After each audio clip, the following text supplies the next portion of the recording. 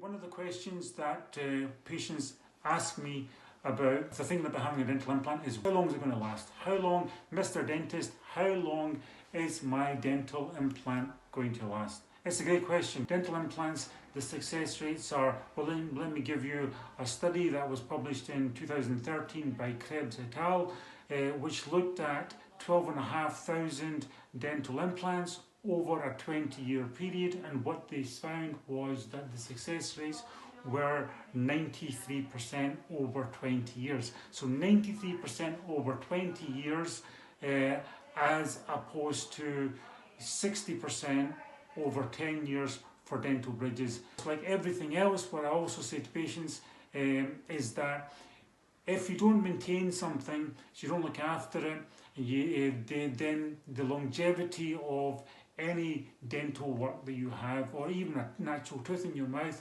will be greatly reduced. So you still need to look after things, you still need to keep things nice and clean, and but if you do all of that, then the success rates for dental implants are fantastic, very, very good.